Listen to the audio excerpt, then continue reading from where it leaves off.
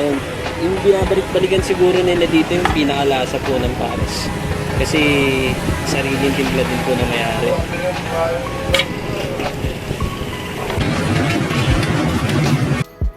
Tara na at kainan natin ng kilalang pares dito lang along Fast Track o Doña Soledad Extension, Barangay Moonwalk, Parañaque City.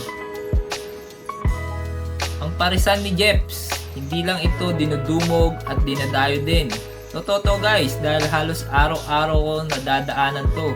Bukod sa masarap na, sulit, nakakabusog pa.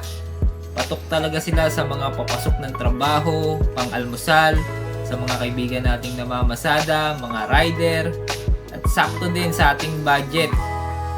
Pares with rice nila na 50 pesos lang, mami with rice nila na 45 pesos lang, at ang kanilang special toge na 10 pesos lang, adds on na chicken siomai na 5 pesos lang, at itlog na 15 pesos, bone marrow na 20 pesos each.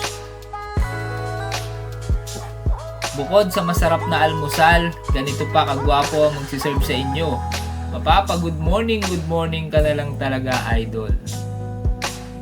Siyempre, papahuli ba tayo? Kakain muna tayo at ang aking honest review simula nang matikman ko to. Yung sabaw pa lang talaga niya, ulam na. Yung mix ng anghang, konting tamis, saktong alat, lapot, panalo talaga. Basta iba talaga yung atake niya para sa akin. Hindi talaga kayo bibuguin sa lasa. Open sila Monday to Saturday, 6 AM onwards. Kung nais nyo kumain sa kanila, mas maganda ay pumunta kayo ng mas maaga dahil hindi na sila umaabot ng hapon.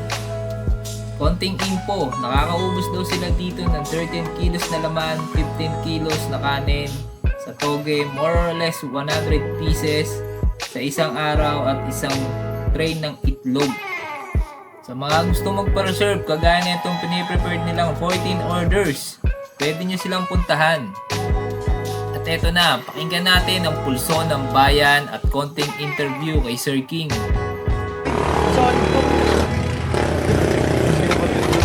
Kaming mga joyride, dito kami madalas bumalik sa parisan ni Jeff. Kami mga rider na akasan ni joyride.